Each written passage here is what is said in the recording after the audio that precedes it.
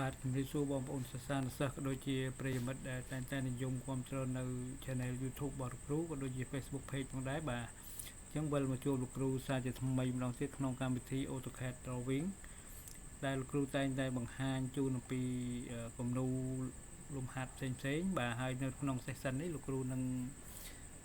បង្ហាញអំពីរបៀបនៃការបង្កើតនៅគំនូរ 3D បាទដែលជាស្នាដៃខ្ចៅបាទអញ្ចឹងនៅពេលនេះគ្រូនឹងបង្ហាញជូនអំពីការបង្កើតនៅអេគ្រូហើយនឹងប៊ូឡុងបាទM30 បាទអូខេបាទអញ្ចឹងនៅក្នុងការបង្កើត object នេះសូម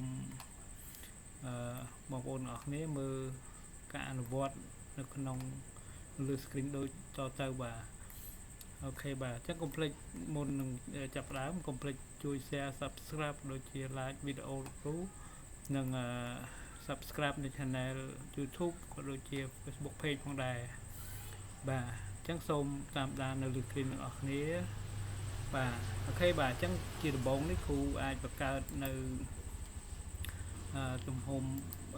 តួប្លុងសិនបាទអញ្ចឹងគ្រូយក30ឲ្យធំតិចបាទអូខេបាទអញ្ចឹងយើងចងចាំបន្តិចមុននឹងយើងចាប់ផ្ដើមគូយើងទៅបដូរ hack មើលផ្ទៃរបស់យើងឬក៏font របស់យើងគឺ font ភាសាអង់គ្លេសបានស្គាល់ណាអូខេអញ្ចឹងយើងដូរនៅទីនេះបាទដូរយកអង់គ្លេសអូខេបាទអញ្ចឹងម្ដងទៀតយើងអាចចាប់ផ្ដើមគូសនៅមុខកាត់តួប្លុងរបស់យើងគឺគូយក30បាទ M30 អូខេបាទអញ្ចឹងយើងអាចគូសបាទខ្ចៅហើយដែរបាទយើងប្រើ comment polygon បាទអញ្ចឹងយើងយក6ជ្រុងបាទ6ជ្រុងហើយយើងចាប់នៅទីនេះយើងទាញវាយកមកបាទយើងយកក្បាលសោយើងយក60បាទអូខេអញ្ចឹងគ្រូអាចបដូរទិសដៅបាទទៅ isometric វិញបាទដើម្បីយើង extrude ទៅវាត្រូវតាមទិសដៅដែលយើងចង់បានបាទអូខេឥឡូវនេះយើងអាច extrude វាចុះទៅបាទអញ្ចឹងបាទគ្រូអាចយក25បាទអូខេបាទឥឡូវនេះយើងបានតួក្បាលអេគ្រូរបស់យើងបាទបើសិនជាយើងចង់ប៉ាត់ជ្រុងក៏បានដែរបាទអូខេអត់បញ្ហាទេក្បាលសោនេះតួខាងក្រោមនេះเนาะអូខេចឹងគ្រូអាចលេងម៉ូដវិតិចដែរបាទយកនេះបាទគ្រូច្រឡំទេគ្រូអាចយកមកកាត់35បាទ35គឺយក37ពី enter បាទ30ឬក៏40តែម្ដងអូខេ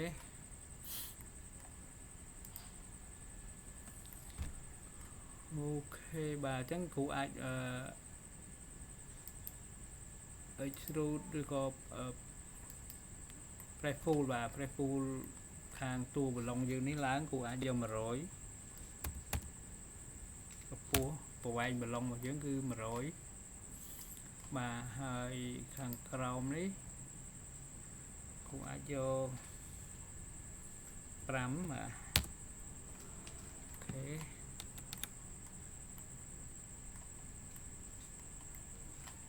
អញ្ចឹងខាងក្រោមនេះគ្រូអាចយកប៉ាត់ជ្រុងឲ្យហើយ F enter O enter គ្រូអាចយក3កម្មវា3 enter បាទ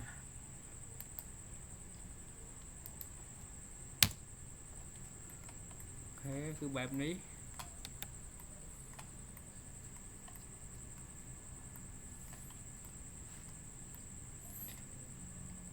អូខេចឹងខាងលើនេះគ្រូអាចដាក់ស្នាដៃខ្ចៅ បាទចឹងយើងអាចចូលក្នុងdraw នេះយើងជ្រើសរើសយក helix បាទយើងយកលើ screen នេះឬក៏យើងអាច comment ក៏បានបាទ comment h បាទ HEL enter បាទយើងអាចមកចាប់នៅខាងលើនេះក៏បានបាទ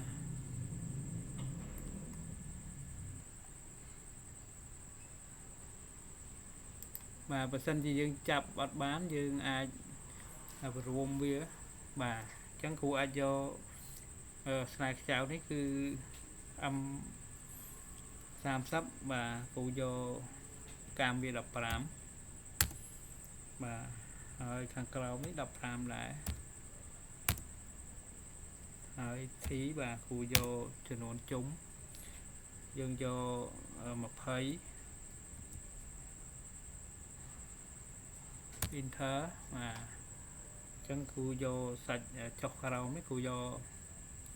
80បាទកម្ពស់អូខេបាទអញ្ចឹងគ្រូទុកចន្លោះវាអូ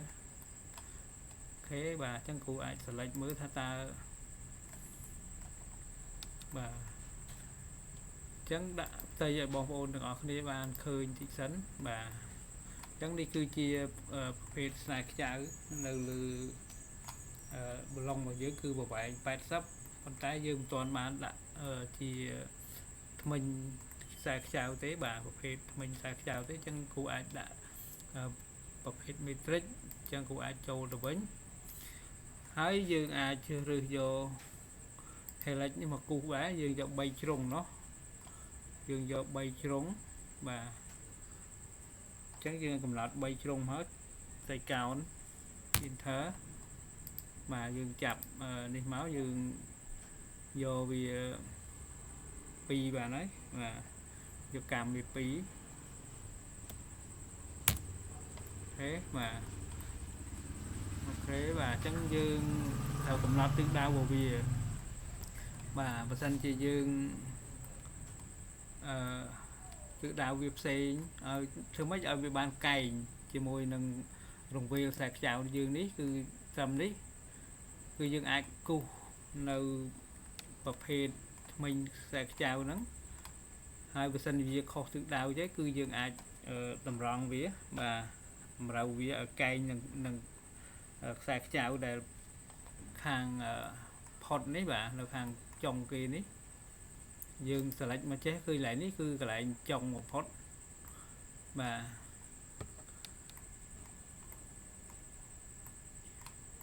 អញ្ចឹងយើងអាចបង្វិលវាដោយប្រើ command CD rotate បាទ 3D rotate បាទយើងអាចវាយ3DO ហើយយើង enter រួចហើយយើងមក select លើ object ដែលយើងត្រូវនេះហ្នឹងគឺដើម្បីយើងបង្វិលទិសដៅវាឲ្យវាត្រូវនឹងទិសដៅដែលកែងជាមួយនឹងខ្សែខ្ចៅរបស់យើងដែលបានកំណត់អូខេបាទអញ្ចឹងវាអត់ទាន់បានកែងល្អស្មើល្អទេយើងអាច comment ម្ដងទៀត 3D air បាទអញ្ចឹងយើងអាច comment វាចូលដល់ត្រូវបាទអាចទាញវាឲ្យត្រូវបាទត្រូវតាមតម្លេចវាឬក៏ទិសដៅខ្សែខ្ចៅហ្នឹងកែងខាងមុខតែម្ដងបាទអញ្ចឹងយើងបងប្អូនមើលបាទយើងអាចបង្វិលវាបាននៅកន្លែងនេះយើងអាចបង្វិលវាបានអូខេវាមុំ180ក៏បានបាទបែបនេះបាទអញ្ចឹងវាអាចត្រូវហើយអញ្ចឹងគឺយើងអាច copy វាទៅដាក់តែម្ដងក៏បានឬក៏យើងបាទយើងមាន2អញ្ចឹងយើងអាច copy វាទៅដាក់ក៏បានយើងអាច sweep វាក៏បានបាទបែបនេះបាទ enter បាទឥឡូវយើងសាកមើលបាទបើសិនជាអញ្ចឹងបាទវាឲ្យដែរអញ្ចឹងយើងមើលដាក់ទិសដៅវាមើលបាទដាក់ផ្ទៃមើលបាទឥឡូវនេះយើងបានផ្ទៃវាត្រឹមត្រូវបាទអញ្ចឹងខ្សែខ្ចៅរបស់យើងបានប្រហែល80 អូខេបងប្អូនអរគ្នាបាទចឹងកន្លែងហ្នឹងបើសិនជាយើងគូអាចបង្ហាញម្ដងទៀតបាទចឹងចូលទៅដល់នេះបាទបែបនេះឬក៏យើងអាចcopy វាទៅដាក់ទៅបាទចឹងគួរឲ្យ copy COP បាទ enter គួរអាចយកនេះទៅបាទចឹងគួរអាចយកនេះបាទឲ្យទៅដាក់នៅបាទកន្លែងនេះកន្លែងហ្នឹងគឺជាមុខផុតនៃដំណរខ្សែខ្ចៅរបស់យើងពង្វាលខ្សែខ្ចៅរបស់យើងបាទអញ្ចឹងគឺអាចប្រើ command sweep ដដែលគឺ SWEEP enter បាទយើងមក select យ៉ាងដដែលដូចគ្នាហើយយើងមក select ខ្សែខ្ចៅដូចគ្នាហើយ enter បាទអញ្ចឹងគូវាទៅបានដូចគ្នា sweep បានដូចគ្នាเนาะអូខេបាទអញ្ចឹងយើងដាក់ផ្ទៃទៅមកយើងអាចឃើញថាខ្សែខ្ចៅបាទឈ្មោលរបស់យើងเนาะអូខេបាទអញ្ចឹងយើងអាចបង្វិលវាមើលเนาะបាទបង្វិលវាមើលតាមតម្រូវការបែបហ្នឹងបាទអញ្ចឹងគ្រូអាចលុបអាចាស់នេះចេញគំរូនេះចេញ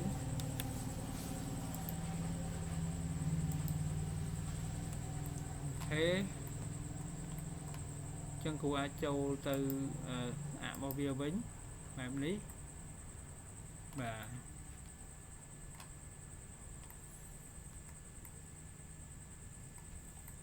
នេះជាប្រភេទប៊ូឡុងយើងគូបានហើយបាទអូខេបាទអញ្ចឹងយើងបានប៊ូឡុងហើយបើសិនជាយើងចង់បានអេគ្រូទៀតក៏បានដែរបាទយើងអាចប្រើអេគ្រូអូខេបាទអញ្ចឹងក្រោយពីយើងគូសនៅប៊ូឡុងបានហើយយើងត្រូវគូសអេគ្រូមួយទៀតដើម្បីយើងផ្គុំគ្នាបាទឲ្យគ្រប់មួយសេតតែម្ដងបាទអូខេបាទអញ្ចឹងការគូស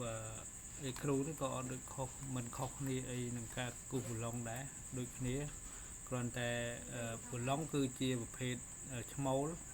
ស្នែឈ្មោលហើយនឹងស្នែខ្ចៅឈ្មោលហើយនឹងអេគ្រូជាប្រភេទស្នែខ្ចៅញីបាទអូខេឥឡូវនេះគ្រូអាចគូសវាបន្តនៅអេគ្រូមួយទៀតអញ្ចឹងគ្រូអាចយកpolygon ឬក៏hookcount មកគូសម្ដងទៀតបាទគ្រូយក6ជ្រុងយើងកំណត់វ៉ាសោឲ្យហើយបាទរួចហើយគ្រូអាចយកកម្មវា30 enter បាទហើយបាទគ្រូអាចលេងម៉ូដឬក៏បាត់ជ្រុងអីយ៉ាងណាក៏បានដែរនៅលើក្បាលប៊ូឡុងរបស់យើងបាទវីសរបស់យើងឬក៏អេគ្រូបាទអញ្ចឹងកុំឲ្យខាតពេកគ្រូអាចបន្តទៀតអញ្ចឹងយកខាងក្នុងនេះគ្រូអាចចោះរុនវាហើយអញ្ចឹងមុខកាត់ដូចគ្នាបាទយើងយក30យើងមិនបាច់លួចទេវាសិនជាការងារជាក់ស្ដែងយើងអាចលួច0.5 ឬក៏0.2 ចឹងជាដើមដើម្បីឲ្យវាមូលទៅវាត្រឹមត្រូវស្រួលមូលលងស្រួលណាបាទប៉ុន្តែបើសិនជាយើងគូសរូបបែបនេះគឺយើងយក fix តែម្ដងអូខេបាទអញ្ចឹងគ្រូអាច offset វាចុះ extrude បាទ extrude ចុះយកប្រវែងវាបាទខ្ចៅបាទអញ្ចឹងគ្រូអាចយក20អូខេបាទអញ្ចឹងគួរឲ្យដូរផ្ទៃមកវិញគ្រូ subtract យករុនវាហើយ SUB អូខេ enter ហើយគួរអាច select ខាងក្រៅ enter គូ select ខាងក្នុងមួយទៀត enter បាទអញ្ចឹងបានតែយើងចោះរុនយើងដាក់ផ្ទៃមើលเนาะអូខេបាទឥឡូវនេះយើងបានចោះរុនរួចហើយយើងនៅធ្វើស្នែខ្ចៅទៀតបាទអូខេគូដូរផ្ទៃនេះមកវិញហើយយើងអាចយក command helix បាទនៅកន្លែងនេះបាទយើងមកចាប់ពីលើនេះចុះក្រោមបាទ ចឹងយើងយកមកកាត់ដដែលយក15កាំវាបាទហើយខាងក្រោមនេះក៏15ដែរ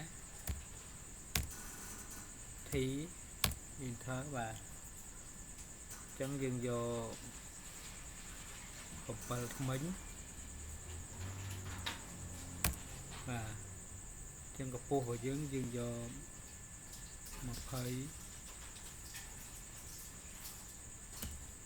enter អូខេបាទចឹងក្រោយពីយើងដាក់កំណត់នៅប្រភេទខ្សែខ្ចៅរួចហើយ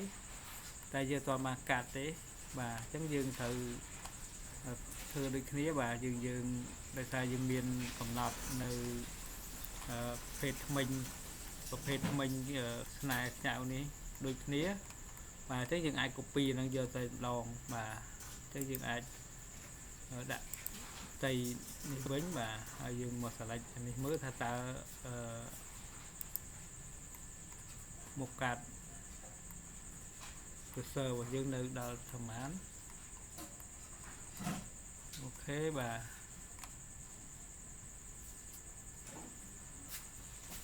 កំណត់ប្រភេទថ្មិញបាទគូយក3ដែរគូចាប់យកនៅខាងចុងនេះតែម្ដងចឹងគូអាចយក2អូខេបាទចឹងគូអាចបង្វិលវាឲ្យត្រូវតិចបាទ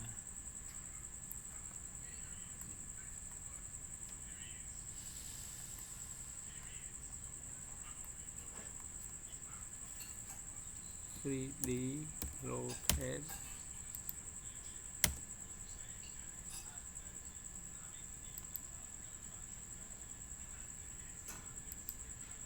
អូខេបាទអញ្ចឹងយើងបានបង្វិល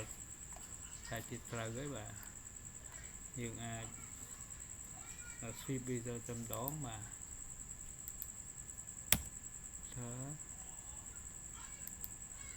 enter បាទអញ្ចឹងយើងត្រូវហើយ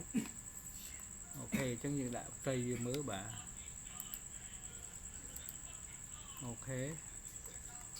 អញ្ចឹងដើម្បីឲ្យ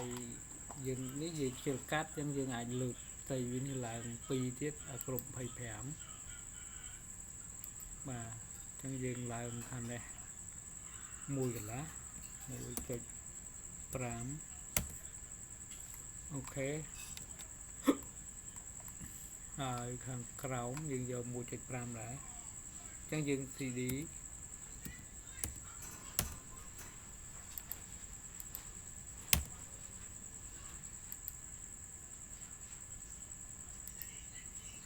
អូខេបាទអញ្ចឹងគូឡើងផ្ទៃខាងនេះ 1.5 ដែរឲ្យបាន25ហើយនឹងថ្មិញរបស់យើងអាចសម្រួលវាបានអូខេបាទឥឡូវនេះប្លង់របស់យើងនេះយើងអាចជ្រុងតិចទៅអេគ្រូបាទយើងអាចបាត់ជ្រុងតិចបាទអញ្ចឹង F enter or enter យើងយកបាត់ជ្រុង2 មីលីម៉ែត្របាទយើងចុចខាងនេះ enter បាទខាងក្រោមនេះដូចគ្នាដែរយើងបាត់សងខាងបាទអូខេខាងនេះដែរ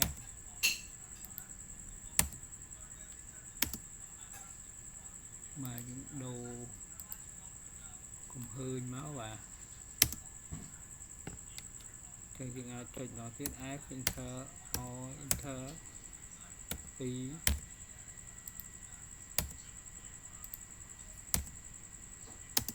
ខេអានេះនេះ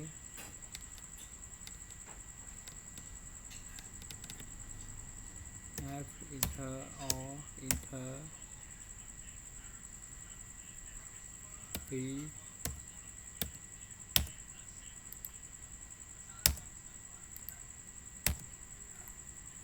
ខេបាទចឹងយើងមើលមកជ្រុងទៀត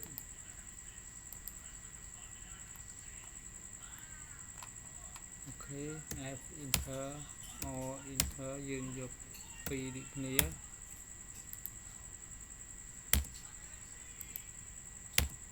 អូខេរួចហើយយើងអាចជួញផ្សារវាចូលគ្នាមកអូខេបាទអញ្ចឹងគ្រូអាចដូរទិសដៅវាទៅវិញអូខេរួចហើយគ្រូអាច copy វាគ្រូអាចដាក់ផ្ទៃឆ្លោះតែម្ដងអញ្ចឹងគ្រូអាច copy វាឬក៏ move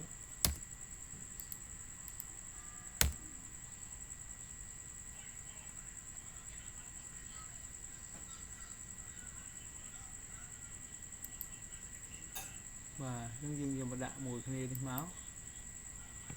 អូខេបាទឬក៏យើង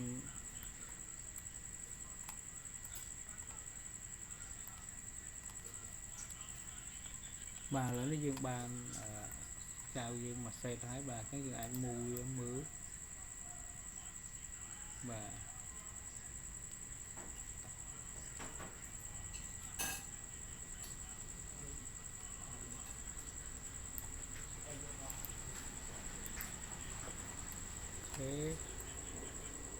បាទអញ្ចឹង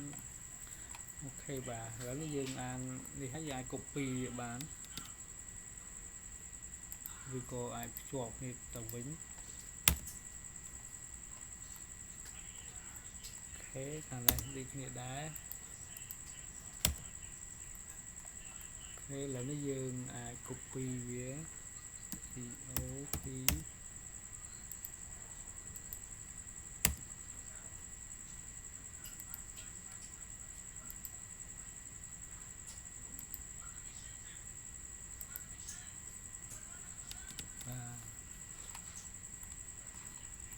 អូខេបាទឥឡូវនេះយើងអាចដាក់ពណ៌វាបានពីយើងចង់ដាក់ពណ៌ផ្សេងបាទ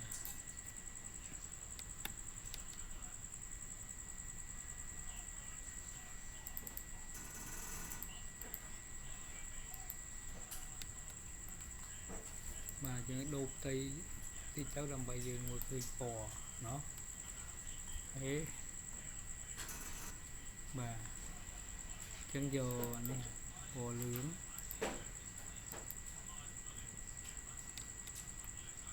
អូខេបាទអញ្ចឹងបើសិនជាពោះកំហុសឆ្គងផ្សេងៗបាទហើយបើសិនជាមានចម្ងល់អីអាចសួរនាំបានបាទអាច comment សួរខាងក្រោមនោះមកដើម្បីលោកគ្រូរកពេលវេលាដើម្បីឆ្លើយតប comment បងប្អូនទាំងអស់គ្នាអរគុណច្រើន